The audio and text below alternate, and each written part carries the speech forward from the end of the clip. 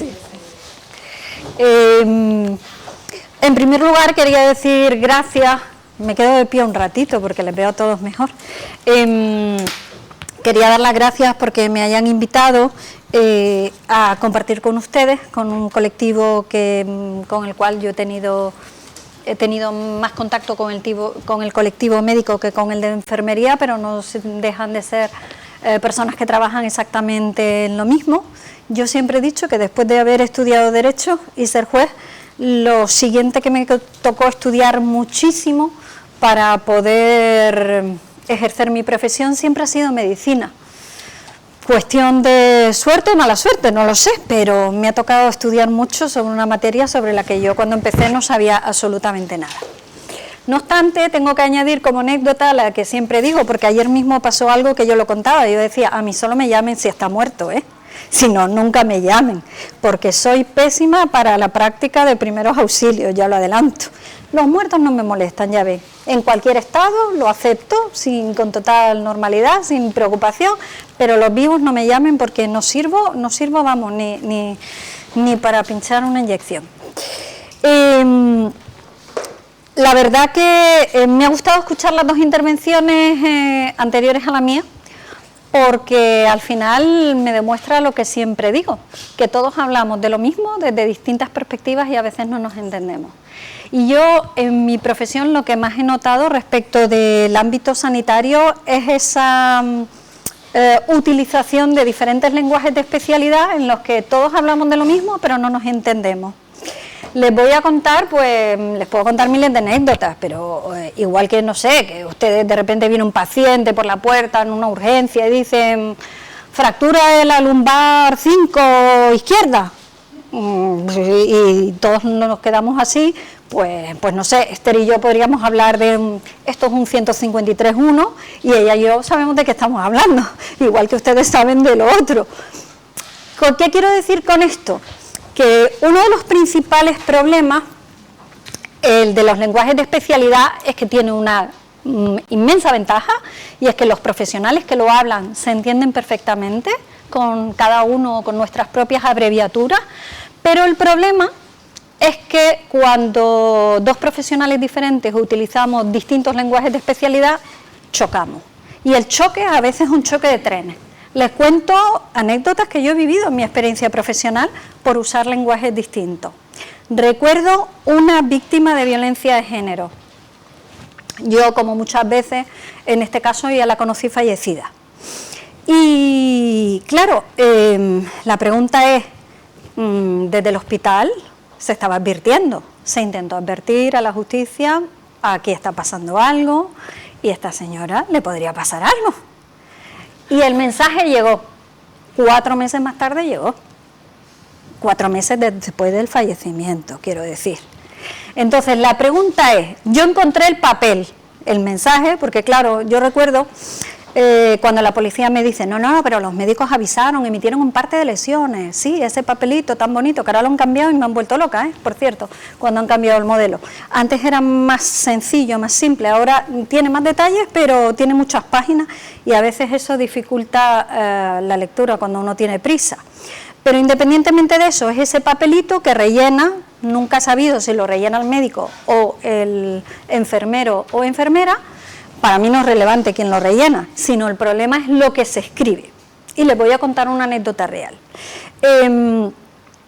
Había una paciente ingresada en un hospital, en un momento determinado se sospecha que puede haber, porque se estudia lógicamente la patología, se estudian los distintos ingresos y demás, y se empieza a detectar que aquello no parece una enfermedad, por lo menos no de esas que están escritas en los libros de medicina, y empiezan a sospechar por un análisis que da una serie de datos que no son en absoluto normales, que podría alguien estar intentando intoxicarla.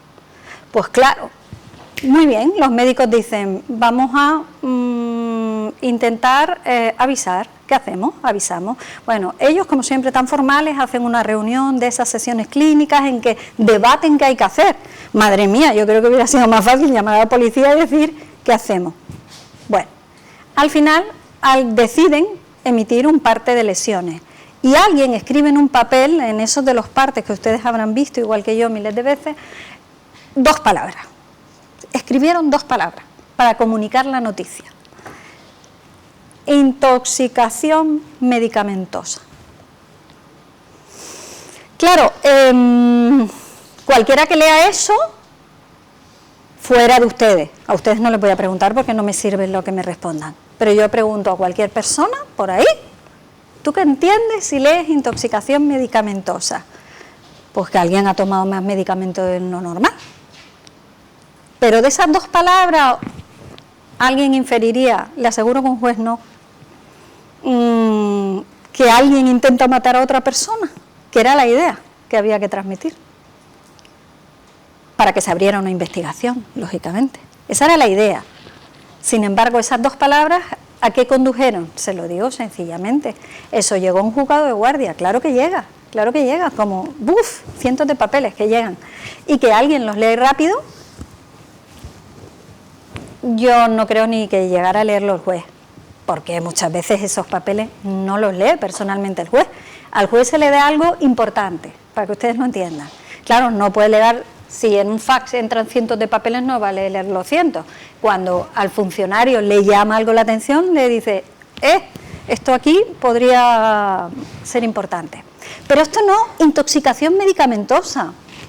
Pues o alguien tomó algún medicamento de más, podría ser incluso una intoxicación por haber consumido alcohol en exceso u otras sustancias químicas, yo qué sé, una botella de lejía. Alguien también puede pensar que se trata de una autolisis. Intoxicación medicamentosa podría significar eso. Conclusión, ¿qué hace alguien con ese papel? Archivarlo en el armario. Claro, ¿por qué les cuento la relevancia de este papel? Ya no porque la chica efectivamente murió y luego encontramos el papel. Tardé 4 meses en encontrarlo, me costó, porque a veces los papeles del camino del hospital al juzgado parece que tienen patitas, pero van como con unas patitas cortas muy despacio, cuando lo lógico es que hoy día se pudieran transmitir de manera telemática de forma inmediata. Pues les pongo este ejemplo para que vean cómo el lenguaje da lugar a situaciones tan equívocas. Y esto es lo que yo creo que pasa entre el mundo del derecho y de la medicina.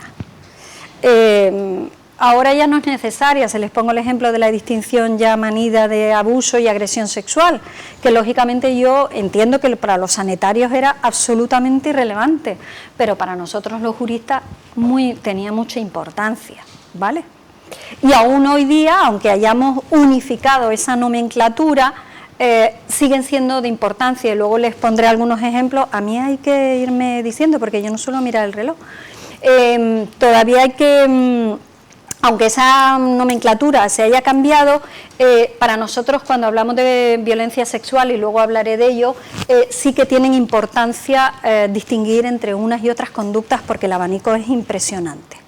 Y luego eso tiene una repercusión en las penas, con lo cual no es lo mismo a alguien tocarle el culo que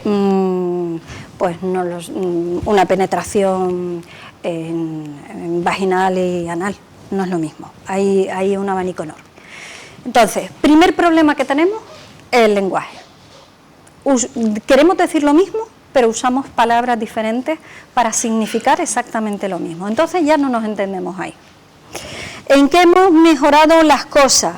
Bien, por ejemplo, si hablamos de los partes de lesiones, hoy día, y conozco a algunas personas que estuvieron trabajando en los modelos y todo esto, desde hace unos años para acá, el que ahora se permita no solamente lo de poner las cruces en los cuadritos y señalar lo que le pasa a la paciente, sino que además se puedan escribir en observaciones. Yo he visto a lo largo de los últimos años que se ha mejorado mucho, porque ahora se extienden un poquito más y por lo menos te cuentan lo que la paciente refiere con detalle. Te ponen, la paciente refiere que su pareja, su marido, le ha hecho tal y tal cosa, y procuran describirlo con, le digo, con frases cortas, pero con bastante sencillez, bastante claridad, y eso permite al jurista saber de qué tipo de comportamiento estamos hablando.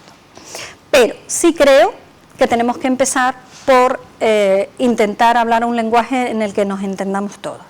Entonces hay una serie de conceptos que creo que para el mundo sanitario debe estar muy claro, porque si no, no nos vamos a entender nunca. Concepto básico. Aprovecho ya que la compañera anterior les describió con total exactitud lo que es la violencia de género para distinguirlo de la violencia doméstica, porque en los partes de lesiones parece todo confundirse. De hecho, es muy común que los médicos, insisto, no sé quién exactamente rellena el parte, pero da igual si es el médico o la enfermera, me ponga la cruz en violencia doméstica y luego me describe un episodio que es de violencia de género. Entonces, distinguimos y les digo por qué tiene mucha importancia y les pongo un ejemplo práctico.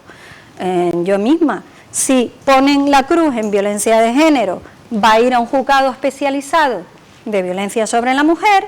Si ponen la cruz en violencia doméstica, va a un juzgado de instrucción hasta que alguien se dé cuenta. Si alguien se da cuenta, si nadie se da cuenta, irá al armario. Si alguien se da cuenta, lo enviará al juzgado de violencia. Pero como ustedes ven, el camino que se recorre puede tardar días, semanas o meses. ¿Entienden la importancia? Entonces, que quede claro. Violencia de género, ¿cuándo va a intervenir un juzgado especializado sobre la mujer? En aquellos casos en que se ejerza violencia física, psicológica o sexual sobre la esposa actual o la que lo fue, la ex, o sobre la pareja actual o la que lo fue, la expareja. Y por supuesto, siempre que también estén ahí en ese conjunto entremezclados los menores de uno, de otro, de ambos, o que estén en algunas, por cualquier razón, convivan en el mismo hogar familiar. Entonces, lo importante de la violencia de género es que siempre el sujeto que la ejerce es el varón y la persona, la víctima, siempre es la mujer. Creo que esto queda bastante claro. Ustedes me preguntarán, pero también hay formas de violencia que se extienden o en sentido inverso o entre parejas del mismo sexo, por supuesto. Pero eso son formas de violencia doméstica. Y a nivel sanitario puedo entender que, para ustedes dirán, para mí me da igual, ¿vale? Pero si ustedes son los que van a poner en conocimiento de la autoridad judicial unos hechos que pudieran ser delito, no da igual donde pongan ustedes la cruz, por lo que les acabo de explicar.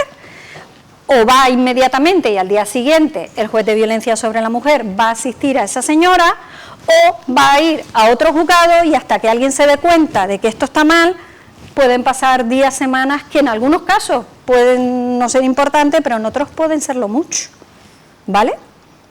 Entonces, importante, violencia de género siempre es la que ejerce el varón sobre la mujer. Bien, a partir de aquí, teniendo estos dos conceptos bien claros, la cuestión es que tienen que saber que tal y como está organizado desde la ley de violencia de género, el mundo judicial en torno a esta forma de violencia, lo importante es conocer que hay unos juzgados de violencia sobre la mujer que están especializados en atender a estas víctimas. De hecho, yo trabajé muchos años, algo menos de 15, en ese tipo de juzgados, y luego ese juzgado, su misión básica es, pues, la protección inmediata de la mujer y la investigación. Entonces, se trata de unos jueces que se dedican a instruir, a investigar qué es lo que le pasa a esta mujer. Por supuesto, también a su entorno familiar, porque muchas veces están implicados los hijos u otros menores que conviven en el hogar familiar. Ese juzgado es el que investiga y luego adopta unas medidas para proteger a ese entorno familiar. Luego, a continuación, hay una segunda fase, que es la de celebrar un juicio. Ahí es donde intervengo yo, ese es mi trabajo actual. Yo en la actualidad soy la magistrada especializada en violencia de género y me encargo de celebrar los juicios. ¿Verdad que luego también me encargo de que se cumplan todas las sentencias que se dictan en violencia de género en esta isla, que es mucho trabajo, la verdad. Y solo en unos casos especialmente graves interviene la audiencia provincial. Hablamos de delitos sexuales especialmente graves o homicidios o asesinatos. Entonces, lo que sí les quiero hablar son, primero, cómo ponemos en marcha esta maquinaria y, sobre todo, me gustaría que salieran de aquí pudiendo identificar las formas más comunes de violencia de género. Porque es verdad que son muchos. No he querido traerles un PowerPoint ni aburrirles de dónde dice el Código Penal cada cosa, porque creo que no les interesa lo más mínimo. Lo que me interesa es que salgan de aquí pudiendo identificar conductas, porque ese es mi trabajo. Yo siempre digo, yo no juzgo a la gente porque sea buena o mala. Ayer lo decía con un compañero, digo, a mí me da igual que un asesino sea buena gente. De hecho, conozco a algunos que podríamos decir que lo es. Pero yo lo que juzgo son comportamientos que son ilegales, nada más. No juzgo a la gente por ser buena, por ser mala, por ser agresiva o no agresiva. Yo puedo ser muy agresiva y ser muy buena gente. Y mientras no haga nada que manifieste mi agresividad causando daño a terceros, no pasa nada. No deja de ser una manifestación de personalidad. Entonces, dejando esto claro, ¿cómo se pone la maquinaria en marcha judicial? Una denuncia. Ustedes dirán, bueno, pero yo no voy a ir a la comisaría. Bueno, no, pero ustedes son sanitarios y lo que pueden emitir es un parte de lesiones, que no deja de ser una forma de denunciar. Y denunciar, que quede claro, es poner en conocimiento, porque siempre me preguntan, pero yo no tengo pruebas, ¿cómo voy a denunciar? No, pero vamos a ver, lo de las pruebas viene más tarde. La denuncia no deja de ser una forma de comunicar a un juez una conducta que podía ser delito. Pudiera hacerlo. ¿Ustedes son especialistas? No. ¿Tienen obligación de saberlo? No. Ustedes van por la calle y ven de repente, ayer yo tuve un juicio que fue esto, una chica de repente va por la calle que lo que iba era entrar al restaurante a coger la pizza y de repente ve a un chico gritándole a una chica, le pega un empujón, la estampa contra un garaje y claro, ella dice, era como yo, ¿saben? Pequeñita y poca cosa. Entonces le dio miedo y corriendo avisó a dos chicos que había al lado, le dijo, miren, está pasando esto, ¿me ayudan? Y fueron a ayudar a la chica. ¿Qué quiero decir con esto? Que cuando se denuncia lo único que hace es poner en conocimiento unos hechos que pudieran ser delitos. No tienes la obligación ni de acertar, porque faltaría más, ni tampoco de recopilar las pruebas. Eso no es tu trabajo, eso es un trabajo policial, no es un trabajo de los sanitarios. ¿Qué pasa? Que ustedes, por razón de su profesión, sí tienen contacto con muchas personas que viven distintas formas de violencia y ustedes son las primeras personas que pueden detectarla. Claro, y ustedes me dirán, ¿y si yo detecto que una persona está sufriendo alguna forma de violencia, qué tengo que hacer? Pues ponerla en conocimiento de la autoridad judicial. ¿Cómo? A través de una denuncia. Emiten un parte de lesiones, si no, siempre, sobre todo en casos muy graves, o cuando se les suscitan, pues no lo sé, determinadas dudas, porque entienden que la cosa requiere una intervención inmediata, hay que llamar a la policía y ellos ya les dicen cómo seguir adelante. Pero lo que quiero que tengan en cuenta es que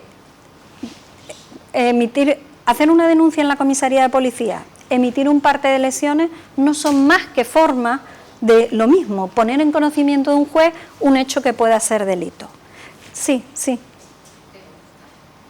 el caso que nombras de la pizza es visible, yo veo cómo le está pegando. Claro. Pero yo, por ejemplo, en consulta puedo ver un marido o una pareja que me parece agresiva, pero no veo ningún acto físico. Puedo sospecharlo por su actitud, sus palabras, cómo la cohibe. Y entonces, claro, yo es que... Ay, perdón.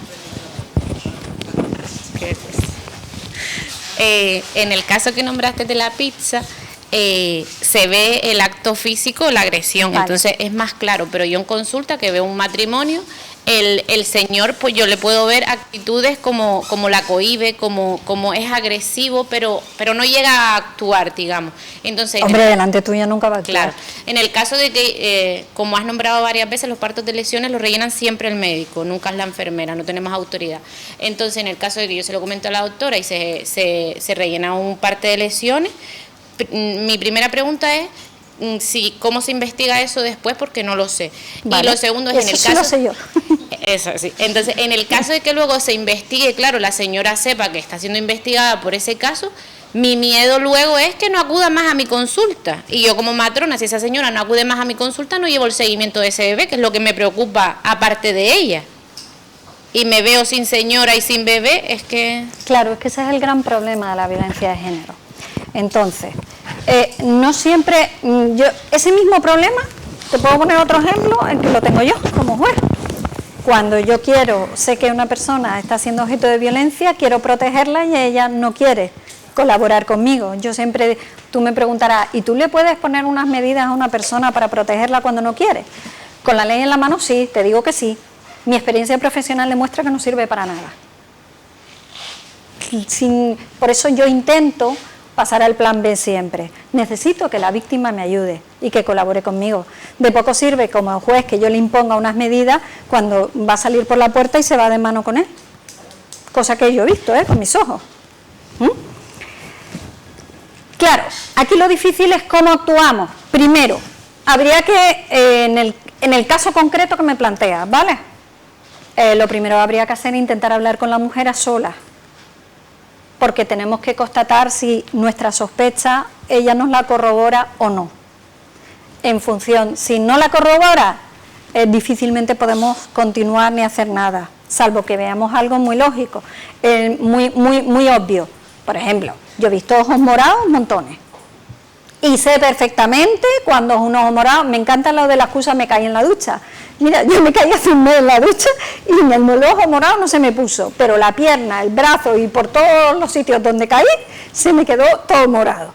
Pero el ojo redondito así morado solo lo he visto de puñetazo, curiosamente, porque además es la reacción normal. Si te pegan un golpe a lo largo de la zona orbicular, siempre el hematoma se va a concentrar ahí.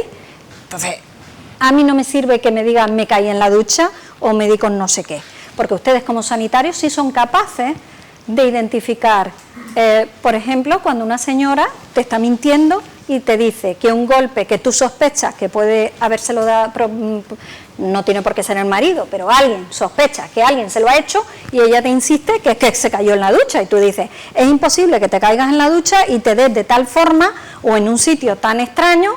Uy, ahora cuento uno que fue increíble. Lo discutía yo con el fiscal. Ahora cuento otro para que ustedes vean cómo hay golpes que por las zonas tú dices, es que es imposible que esto te lo ha hecho alguien. Y el del ojo es muy común. Entonces, lo primero que habría que hacer es, primero, esa sospecha que tú tienes, intentar que la víctima te lo corrobore, con lo cual lo que tienes que buscar es un espacio, unos minutos, en poder estar a solas con ella para ver si te confirma esa sospecha. Que claro, que no siempre abordar a alguien que no conoces es muy diferente de abordar a alguien, un paciente con el que tienes confianza. Eso te doy toda la razón. A mí me pasa lo mismo. Yo todos los días trabajo con gente que no conozco y he aprendido a desarrollar ciertas habilidades sociales y lingüísticas para entablar una cierta... que la gente, conseguir que cuando empiezas a hablar con alguien se sienta cómodo y me diga lo que yo quiero saber, pero no siempre es fácil, porque también influyen muchos factores, el nivel cultural, el nivel social, la situación que esté viviendo la propia persona y luego experiencias anteriores que también le pueden condicionar. Yo, por ejemplo, muchas veces prefiero hablar con alguien y que no sepa que soy la juez. Si sabe que soy la juez, ya sé que me encuentro en un escenario, igual que si saben que tú eres la enfermera o que tú eres el médico, el contexto es diferente, ya cambia, y la gente se comporta de manera diferente. Entonces también hay que usar esas estrategias. Yo eso, y cuando la gente no me conocía lo usaba así, pues a mí me interesaba enterarme de las cosas sin que supieran. En cuanto la gente sabe que soy juez, hace la pantomima, ya te lo digo, en el sentido que sea, o tanto me empiezan a llorar o tanto me empiezan a adoptar actitudes que son ficticias, que lo que intentan es venderme lo que cada uno quiere en cada momento. Entonces, lo ideal sería que la víctima te lo confirme, porque necesitas el apoyo de la víctima. De poco te sirve que tú hables con la doctora, por ejemplo, en tu caso, y emita un parte de lesiones, si luego la víctima va a llegar al juzgado, cosa que pasa, ya te lo adelanto muchas veces, y dice que no. A mí, en mi cara, yo, que soy juez desde hace un montón de años, me dicen, no, se lo habrá inventado el médico. ¿Perdón? Que el médico ha puesto aquí que usted le dijo que su marido le había pegado. No, yo no le dije eso. Ah, no, fue un malentendido. Pues sí, habrá sido un malentendido. Me cachi, no somos idiotas. A mí no me dieron el título por imbécil, precisamente. Entonces, no. Necesitamos primero que la víctima nos confirme lo que está pasando. Y luego hay que buscar mecanismos para que, si la vamos a convencer de que dé el paso de denunciar, que les aseguro que es el más difícil, lo que viene detrás hoy día está bastante protocolizado y organizado de manera que normalmente quien pasa ese primer paso difícil ya continúa la carrera hacia adelante, pero si no das ese primer paso difícilmente vas a continuar. Lo ideal sería aislarla unos minutos, que nos confirme la situación y si en ese momento por las circunstancias no es posible continuar, se me ocurre ahora mismo qué es lo que harían en un servicio las compañeras que antes han hablado, citarla para otro momento en el que podamos con más calma ampliar la información y a partir de ahí ver cómo actuar. Pero claro, esto requiere, insisto, no es lo mismo alguien que acabas de ver una vez que alguien que ves habitualmente. En el caso que me comentas, siendo matrona, que tienes la posibilidad de citar varias veces a la mujer con la excusa del seguimiento del bebé, es bastante más fácil, me parece a mí. Ahora, en cualquier caso, la víctima, ahí yo les aseguro, y era uno de los temas de los que les quería hablar, pero el tiempo, como siempre, se me come, yo me reseteo cada día que voy a trabajar, se los confieso, y creo que es una de las cosas que me he aprendido que mejor me sirven. ¿Qué quiero decir yo cuando me reseteo?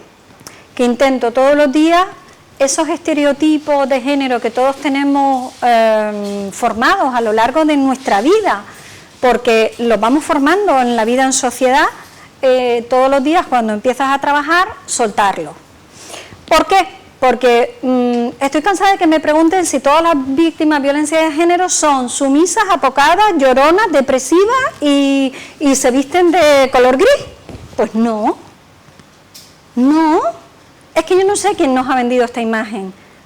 Ayer, bueno, yo creo que se me subió la tensión en el juicio, cuando una abogada me intentaba convencer, porque es que me tenía que callar, y me cuesta, me intentaba convencer, claro, era la abogada de la defensa, me intentaba convencer de que era imposible que esa señora fuera víctima de violencia de género, porque pidió una orden de protección, se la denegaron, y ella continuó hablando con él a través del teléfono y del WhatsApp.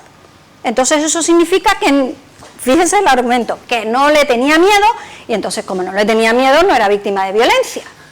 Pero vamos, yo la miraba y yo creo que se me veían hasta los cuernos. No puede ser, no tienen nada que ver. Vamos a ver, víctimas de violencia de género, háganse ustedes una idea, hace años, conté con ocasión de un curso cuántas víctimas yo había escuchado en mi vida. Y pasé las 10.000 y no seguí contando. Teniendo en cuenta que ya han pasado muchísimos años, he escuchado muchas más, muchas miles de mujeres y miles de hombres, porque tengo que escuchar a los dos, a uno y a otro. Esto significa que he escuchado tantas historias que yo soy la primera que les digo.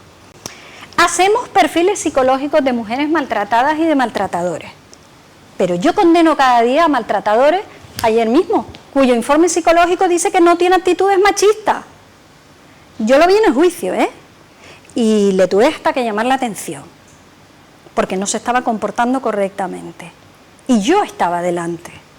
No me quiero imaginar ese señor, cómo me miraba y las actitudes. El lenguaje ese no verbal. Claro, yo sé que soy pequeña y ese hombre medía 1,90, pero a mí me da igual. Pero me hablaba así y yo decía, a ver si parece un gallo sacando el pecho. Yo no lo necesito. Ese se estaba conteniendo y yo lo veía conteniéndose, porque además yo no solo escucho a la gente, examino cuando estoy en el juicio, tengo la oportunidad de verlos cómo actúan y yo siempre digo, cada uno se retrata solo hay que estar un ratito y escuchar, que es algo que no solemos hacer, pero yo tengo la obligación de hacerlo. Entonces, yo pensaba, si le está costando contenerse delante de mí, habrá que verlo desarretado. Y eso que yo estaba leyendo las páginas de WhatsApp que el señor era un auténtico Cervantes y le decía cosas como, primero que no lo había insultado, pero luego decía cosas como puta con telaraña, que yo dije, uy, qué original, habría que darle un premio por esta capacidad lingüística. Entonces, ¿qué quiero decir con todo esto? Estereotipos fuera. No podemos pensar que, no, la señora pero iba contenta o iba alegre, y entonces la señora, no, serán cosas mías. Pero vamos a ver, es que yo no he visto ninguna víctima de violencia de género que esté todos los días llorando por las esquinas o que tenga por qué tener depresión. O sea, tenemos una serie de mitos que parece que ni todos son... el esquema mental ese de que todos están, pues no sé, todo el día gritando, imponiéndose, y ella siempre sumisa llorando, ni unos ni otros. Aquí hay de todo. Entonces, hay que pensar que este es un problema en el que no afecta a clases o tipos de personas, afecta a cualquier persona. Es más, me han hecho muchas veces la pregunta de, esta mañana mismo lo hablaba con una compañera, me decía, pero yo, por ejemplo, porque me contó una anécdota de su vida, que ahora no la cuento porque no tiene que ver con la violencia de género, pero sí con la violencia sexual, me contó una anécdota y me dice, yo misma me quedé impresionada de cómo reaccioné, porque yo esperaba que ante una situación así, sí, iba a reaccionar de una manera y reaccioné de otra. Le dije, ¿ves? Como al final todos tenemos unos estereotipos, pensamos, yo soy fuerte, tengo carácter, a mí no me va a pasar esto, perdón. Yo, en mi vida, pues como llevo tantos años siendo juez de violencia, no les puedo contar cuántas mujeres de toda clase de profesiones y ámbitos han venido a contarme de puertas para adentro que sufren violencia de género en alguna de sus manifestaciones. Y da igual que sean médicos, que sean abogados. Yo conozco abogados que ejercen todos los días y un día tocan a mi despacho y me quieren contar su problema personal, aunque no lo quieran denunciar, ¿vale? Pero igual que eso, he escuchado a médicos, a fiscales o a jueces. ¿Esto qué quiere decir? Que no tiene que ver el fenómeno, y es lo importante, por eso digo que tenemos que vaciarnos de prejuicios, no tiene que ver el fenómeno con unas características de personalidad exclusivamente. Porque tú puedes tener una determinada personalidad y en un momento de tu vida pues te coge bajo, por lo que sea. Estás pasando un mal momento, esto lo he visto yo, conoces a alguien que de repente, pues, un chico que se acerca, que en ese momento en que tú necesitas el apoyo, inicias una relación y acaba siendo la relación más tóxica de tu vida entera. Y a lo mejor tú no te planteas que esta posibilidad te pudiera ocurrir. De hecho, si tuviera que decir la frase que más he oído a lo largo de los años repetir a las víctimas, y la sigo oyendo a día de hoy, es: yo nunca pensé que esto me iba a pasar a mí.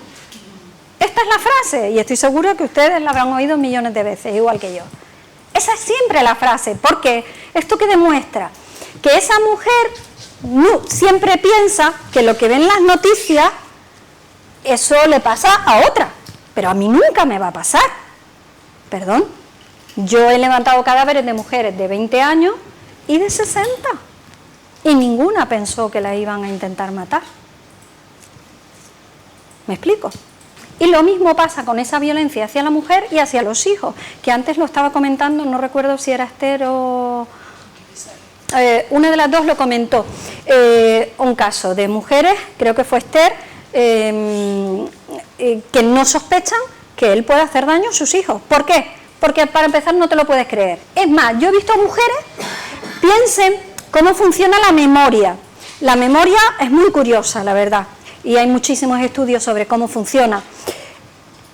¿Nos puede hacer negar la realidad? Yo he visto mujeres que de repente la han abofeteado y se han autoconvencido de que nunca ocurrió. Sí, no. ¿Por qué? Porque tú empiezas a pensar, no, lo soñé, a lo mejor lo soñé. No, ¿cómo me va a abofetear si es mi marido? Te lo puedes acabar creyendo que no ha pasado.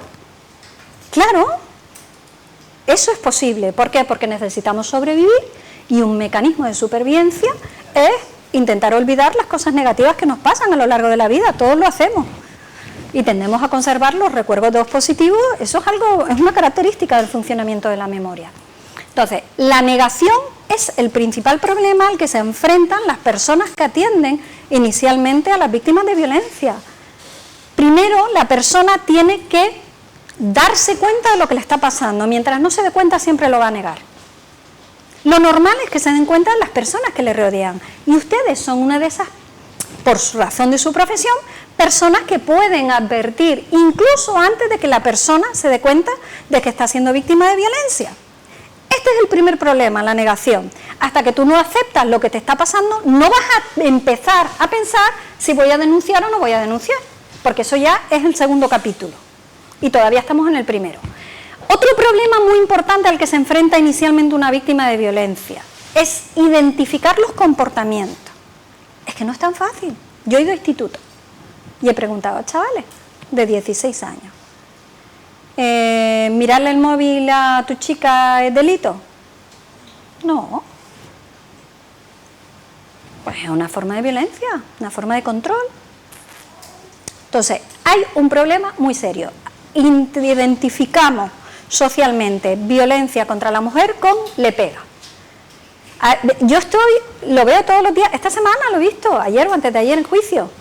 No, yo nunca le he agredido. Yo... Incluso he oído mujeres que me han dicho, no, él nunca me ha agredido, solo me empujó. Solo me empujó. O solo me tiró del pelo. O solo me agarró. Entonces, eso no es para ella. Lo que está diciendo verbalmente, su lenguaje es, no me ha agredido físicamente nunca, yo no soy víctima de violencia de género. A mí solo me empuja cuando pasa por los pasillos o me escupe, pero no me pega. A mí no me pega. ¿Entienden lo que les estoy diciendo? Entonces, vamos a empezar, por un lado, a quitarnos los prejuicios de género. Por otro lado, es importante que ustedes como profesionales identifiquen qué conductas son constitutivas de violencia de género, porque cuando les aparezca el ojo morado no van a tener dudas. Las dudas vienen con otras situaciones que son muchísimo más complicadas. ¿Por qué? Primero, piensen, y es muy importante, estoy cansada de discutir de esto incluso con abogados. Violencia física, podemos condenar, se los respondo antes de que me lo preguntan, ¿puedo yo condenar a alguien por violencia física, por lesiones, si no hay un parte de lesiones y yo no he visto nunca la lesión? La respuesta es sí. El problema es que lo tendré que demostrar, habrá que probarlo de otra manera. Y ustedes, si hacen el trabajo bien y me emiten un parte, yo luego eso se lo voy a dar al forense, el forense me va a emitir otro informe y yo tengo objetivadas unas lesiones en cualquier parte del cuerpo, pero tengo algo. Sí, la chica que les dije del empujón, sí, lo he condenado, pero no tengo parte de lesiones. Es verdad que hay una diferencia luego en cuanto a la pena que le puedo imponer, pero yo he considerado que el testimonio de la chica era creíble, que la empujó, porque además tengo testigos que lo vieron cómo lo empujó. Entonces no me sirve que un abogado o defensor me diga, no, pero no tiene lesiones. ¿Y qué? ¿Que yo empuje a alguien? No significa siempre que le vaya a causar una lesión. Son dos cosas diferentes. Puedo empujar y no causar lesión, pero puedo empujar y causar lesión. Entonces, ¿las dos cosas se castigan? Sí. Entonces, aparte de pegar con manos, sí, lo sé, pero pido 5 minutos extra. Con pegar con las manos, con las piernas, con objetos, con armas. Cualquier objeto se puede convertir en arma en un momento determinado. Se puede hacer mucho daño con algunos objetos cotidianos que no pensamos que puedan ser lesivos, pero que sí son potencialmente lesivos. Pero, ¿se puede empujar? ¿Es violencia? Sí. Zarandear a alguien. Yo he visto, y eso lo hemos visto ya no solo con mujeres, sino hasta con bebés. La gente piensa que por zarandear no le estás haciendo daño. Perdona. Discutir con alguien, zarandearlo fuerte, ya le dejes o no las marcas de los dedos en los brazos, que eso para mí es un indicio, es una pista de lo que ha sucedido, pero me puedo creer el testimonio de la víctima que simplemente la zarandea y le grita en la cara. El tema de encararse con alguien y gritarle o mirarla de forma muy intimidante puede ser suficiente para que una persona emocionalmente se derrumbe y se venga abajo. Pero es que hay muchos más comportamientos, como les he dicho, de escupir a alguien. Es una forma de humillación que por lo menos en nuestro entorno cultural está comúnmente entendido de esa forma. Pero es que hay formas muy sutiles de insultar y menospreciar a una persona, metiéndote, pues, por ejemplo, con su forma de hacer de comer, que eso se ve en muchas víctimas. Me tira la comida porque dice que yo no sirvo para nada, no sé cocinar, como si las mujeres, yo soy mujer desde que nací, y no me he hecho un análisis genético, pero supongo que sale ahí el cromosoma correspondiente. Pero lo que sí tengo claro es que yo no aprendí a cocinar por el hecho de tener un cromosoma, he aprendido como todo el mundo. O sea, esa idea de por ser mujer tienes que saber cocinar o tienes que saber hacer todas las tareas domésticas, pero en realidad, ¿de dónde lo hemos sacado? Simplemente que lo hemos aprendido como mujeres, entre otras cosas, porque nuestras madres y abuelas se han encargado de que nosotros continuáramos ese rol, porque si no, no. Más cosas importantes, comportamientos. Claro, ustedes perfectamente identifican una persona que diga a otra, te voy a matar, te voy a rajar, te voy a romper las piernas. Ustedes eso lo identifican como que la está intentando amenazar, asustar, ¿no? Independientemente de que lo haga o no, eso es delito. Obligar a alguien a hacer algo que no quiere. Pero hay comportamientos de los más variados. Yo esta semana condené a alguien por obligar a su mujer a firmar un convenio regulador de divorcio que ella no quería. Pero vamos a ver, es que no paró de llamarla, acosarla y hostigarla durante meses para que ella claudicara y firmara. Gracias que llamó un día al 112 y la pusieron en contacto, lo primero que le dijeron en el servicio es no firme nada, sin un profesional que la asesore. Y gracias a que la señora hizo caso y aguantó el embate ese durante varios meses y no se firmó. Y finalmente, pues llegó, ya les digo, a juicio y fue condenado. Entonces, hay otras formas de violencia también muy importantes. La violencia psicológica, que es una de las que más dificultades tenemos para probar y para condenar. ¿Por qué? Primero, porque se prolonga mucho en el tiempo. Segundo, porque muchas veces tendemos a menospreciar o tendemos a confundir insultos y violencia psicológica. Y la violencia psicológica, como yo digo, es más que insultar, que menospreciar, que humillar.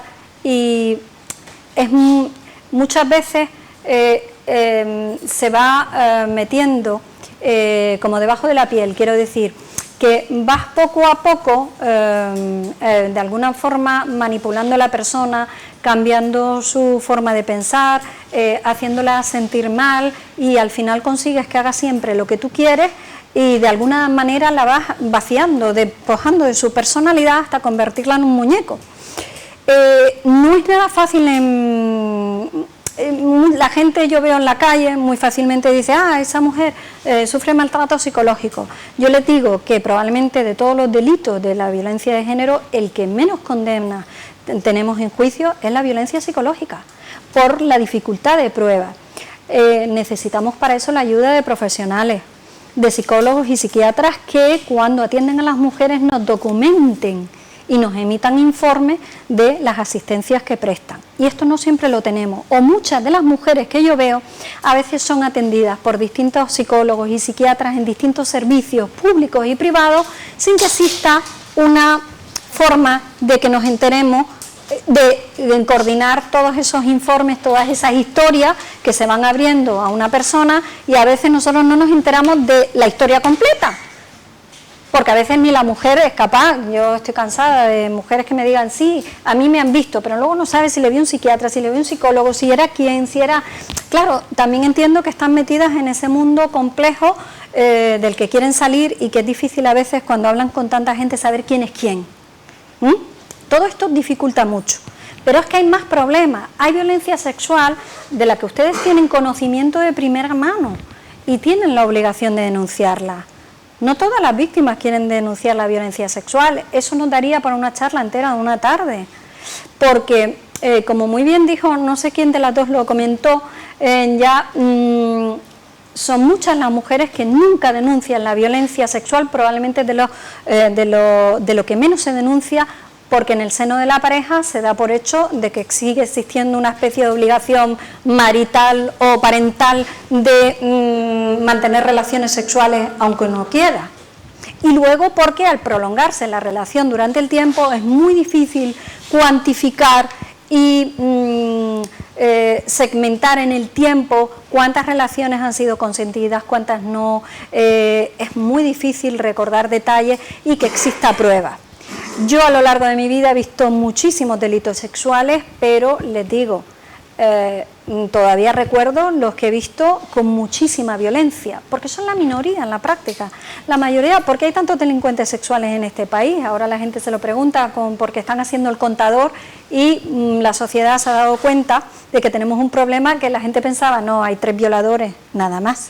La gente no es consciente cuando sale a la calle de la cantidad de personas que están condenadas por delitos sexuales, de menor o de mayor intensidad, menor o mayor gravedad, pero muchísimo. ¿Qué pasa? Que ahora empezamos a tomar conciencia de este problema, pero les digo, el problema que no se ve es el que se produce en el ámbito de la pareja. ¿Por qué? Porque es intrafamiliar y nadie lo sabe. Rara vez una mujer confiesa, incluso una amiga de confianza, que su marido la ha violado. Pero es así si ella no quería. Pero algunas asumen, normalizan la violencia y también asumen, como Esther decía, que si dependo económicamente de él y necesito el dinero, a veces tengo que acceder. Entonces forma parte de una especie de contraprestación. Tú me das lo que yo necesito porque yo dependo económica o emocionalmente de ti, o nuestros hijos dependen de eso, y entonces yo tengo que aceptar esa contraprestación. Se asume, se normaliza, entonces lo que les quiero decir es que la mayoría de los delitos violentos no hay prueba de violencia. De ahí la dificultad. Por eso la mayoría de las veces no se denuncia o no se habla de este tema. Es lo que Esther decía. ¿A ustedes se les hubiera ocurrido a lo mejor antes de escuchar lo que mencionó Esther, que los mordiscos pudieran ser una forma de violencia? Los mordiscos y las quemaduras, que no es tan raro. Yo sigo considerándolo un comportamiento salvaje, ¿vale? Yo cuando veo que alguien muerde, digo, uff, agüita, porque para mí eso es otro nivel. Me parece muy primitivo, siempre lo he considerado así, y me parece una forma de agresividad, ya les digo, primitiva.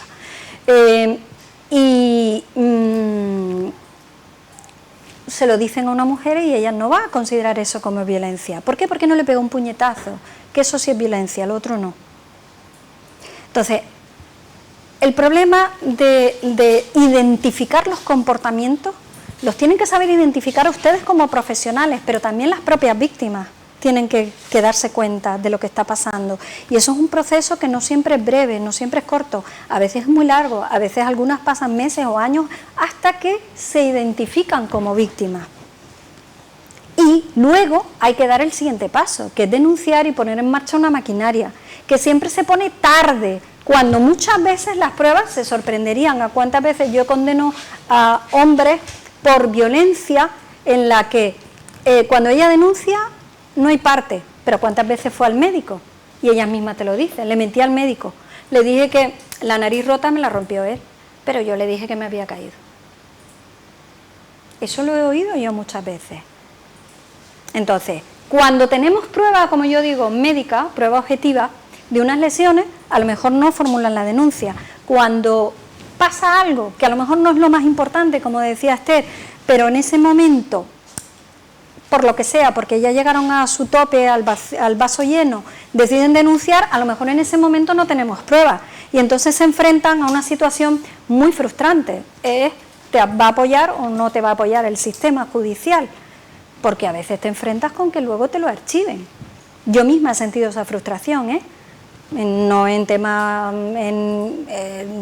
les puedo contar miles de anécdotas, pero recuerdo una señora que él siempre la llamaba desde una cabina porque era un tipo que había aprendido mucho y sabía que la llamaba desde cabinas y no podíamos identificar quién era el autor de la llamada, que era de lo que se trataba, y la llamaba para amenazarla. Y como había aprendido, yo recuerdo haberle archivado a aquella mujer hasta 7 denuncias y yo misma decirle, por favor, denuncie otra vez cuando le llame, denuncie otra vez, denuncie otra vez, denuncie otra vez, que una de estas se va a equivocar, que se va a equivocar, que se va a equivocar, efectivamente. Un día se equivocó y lo pillaron. Entonces, no les cuento ya los detalles, pero la historia es interesante, pero al final se trata de esto, de insistir, identificar comportamiento, poner denuncia. Sé que muchas veces los profesionales dicen yo no quiero ir, yo no quiero perder el tiempo, me van a llamar, es inevitable. Yo como juez millones de veces me habrán oído los funcionarios decir la enfermera que venga o el médico que venga y me da igual que tenga cosas que hacer, yo también, pero a lo mejor es la única prueba que tengo, lo que le dijo reservadamente a ese profesional y no al resto de personas, y lo necesitamos. ¿Me explico? Les contaría 1000 cosas, pero hace un rato que me dijeron que me iban a cortar el cuello. Algo de lo que quieran hablar que en particular les preocupe antes de que me echen. ¿No? ¿No les preocupa nada? En el caso de las parejas femeninas, ¿vale? que haya agresión entre ellas, sí sería... Pero pareja de mujeres, pareja de 2 mujeres, mujer contra mujer, como la canción. Hola, ¿qué tal? Perdón. Enhorabuena, muchísimas gracias. La verdad que estaríamos toda la tarde. Yo personalmente estaría de días. Hombre, les podría contar 1000 cosas, pero es que siempre me limitan el tiempo, yo soy muy habladora. Me quedó la duda con respecto a la violencia de género, que usted dijo que tenía que ser el varón quien la ejerce sobre la mujer. Si no, no es violencia de género. Por eso es pasaría a ser doméstica. En el caso de las parejas féminas, mujer contra mujer, mujer contra mujer, no lo lleva nunca al juzgado de violencia sobre la mujer, lo lleva al juzgado de instrucción. Por eso, el de doméstica entonces. Pero vale. lo mismo si es hombre-hombre, ya que estamos. También, por eso, no, eso sí me quedó claro. Yo he eso visto sí mujeres que se han pegado palizas de agüita. Barbaridad, y barbaridad, es que es eso, es barbaridad. que somos muy malas nosotras con nosotros de siempre, entonces en estos casos parece que sacamos lo peor. Entonces, sí, lo sé. Es lo que me llamó la atención. De todas formas, yo vengo aquí a centrarme en la violencia de género, ya no solo porque yo sea especialista en esto, pero también a lo largo de mi vida profesional he visto casos muchísimos de violencia doméstica. Y incluso he tenido asesinatos de... Sí, mire, yo siempre digo que yo debería haber roto la estadística, porque tuve en pocos años 2 casos de mujeres que mataron a su pareja, cosa que no es habitual, y además con arma blanca, cosa que tampoco es habitual en las estadísticas. Siempre dicen que las mujeres matan con veneno, sí, y que no cometen actos violentos. Pues yo en pocos años tuve 2 mujeres que mataron a su novio, ¿no? Y con mucha violencia, con cuchillo, ya digo que eso lo único es que no lo lleva el juzgado especialista en violencia sobre la mujer. Porque es verdad que la denominación de juzgado de violencia sobre la mujer puede llevar a equívoco, porque la idea en el futuro se ampliarán las formas de violencia de las que sean competentes los jueces de violencia sobre la mujer. Básicamente porque hay un convenio, el de Estambul, que así lo establece y nos va a obligar a ampliar de cara al futuro este concepto enormemente. Por eso muchas estadísticas ya están haciendo recuentos no solamente de los feminicidios cometidos respecto de varones contra las mujeres, sino ya otras formas, aunque no exista ninguna relación sentimental o de pareja o de matrimonio, en los que también se produce ese resultado. Por eso se están ya recogiendo datos en esa línea y el futuro va hacia ese lugar. Pero independientemente de cómo vaya el futuro judicial a cambiar, lo cierto es que también hay que dar la razón a la compañera cuando explicaba que el origen de esa forma de violencia es completamente diferente. Y si uno hace un repaso histórico, se dará cuenta de por qué tienen una justificación, que hay gente que considera que no, que es exagerado, pero sí es verdad que por el hecho de ser mujer uno siente determinados miedos que ya tienes desde probablemente de niña, porque son culturales, sociales. A tu madre a ti si te dice desde pequeña, vete, no vengas sola a casa, que siempre vas acompañada por alguna otra persona, pero a lo mejor a tu hermano no se lo han dicho nunca. ¿Por qué? Porque se supone que a él no le va a pasar nada, que luego le pueden atracar igual que a ti, pero por el hecho de ser mujer, a nosotros ya se nos va infundiendo una serie de ideas que luego forman parte de nuestra experiencia vital y que nos condicionan incluso en nuestra personalidad y en nuestra forma de reaccionar y de relacionarnos con los demás. Tenemos que enseñar. Sí, Es la educación. El futuro yo creo que es la educación. Totalmente. No creo que esté, yo siempre lo digo, a veces me siento muy frustrada porque digo que mi trabajo es un poco inútil. Yo solo condeno a la gente cuando el comportamiento ya se ha realizado, ya no hay solución, porque para mí la pena realmente no es una solución, la pena es el castigo por haberte comportado mal, pero la solución no es más, estoy cansada de todos los días que decido quién entra o quién sale de prisión, a quién le concedo una oportunidad y un beneficio de hacer un curso y no ingresar en prisión o hacer cualquier otra actividad a cambio de que se reeduque. Me siento muy frustrada la cantidad todos los días cuando a alguien en un papel le tengo que escribir que ha cometido un nuevo delito y que entiendo que esa persona no ha asumido el principio de igualdad en las relaciones de pareja. Lo escribo cada día, esta frase, en mi trabajo. No me ha demostrado, al cometer un nuevo delito, que no tiene capacidad de reinserción, no ha asumido el principio de igualdad. Sigue haciendo lo mismo, o con la misma víctima o con otra nueva. Entonces eso demuestra, a mi juicio, que no aprende. La gente, los mayores nos cuesta aprender.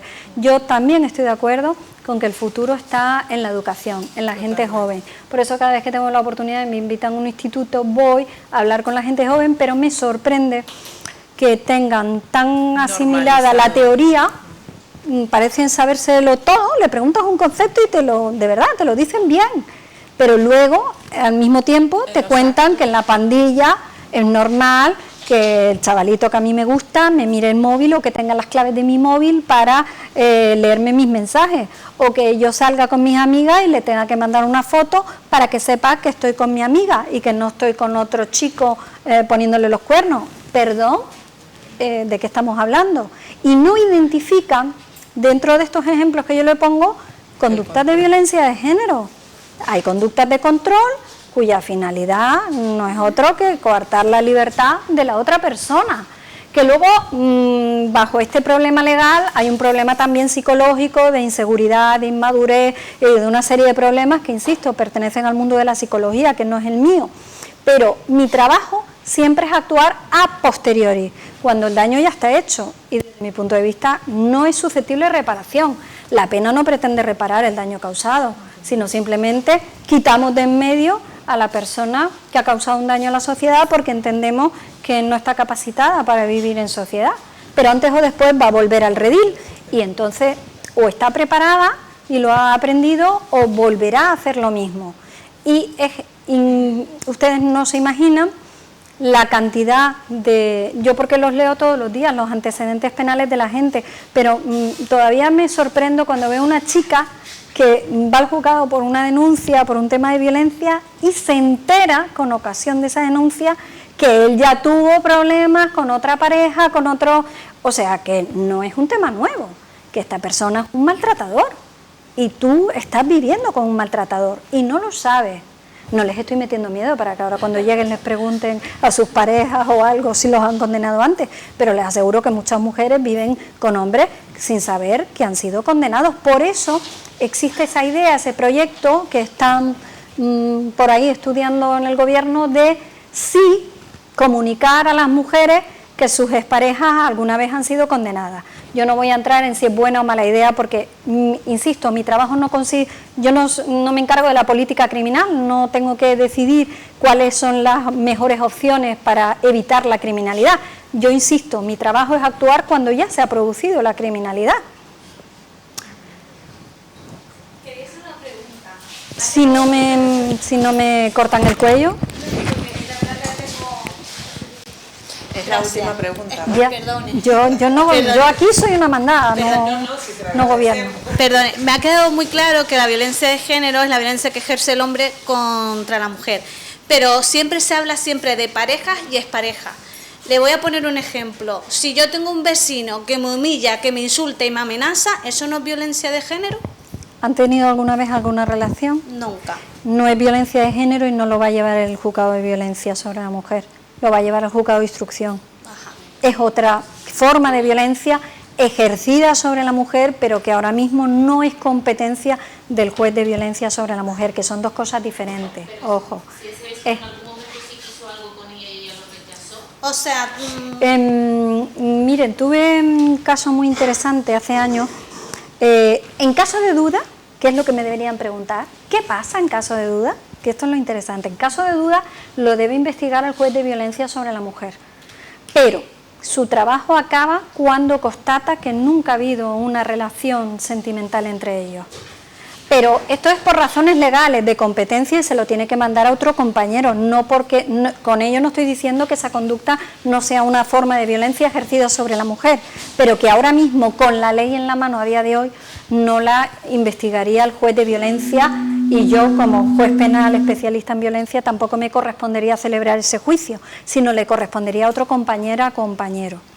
Pero que la idea, conforme a la aplicación cada vez más extensiva del Convenio de Estambul, es que se vayan ampliando las competencias del juez de violencia a cualquier forma de violencia sobre la mujer.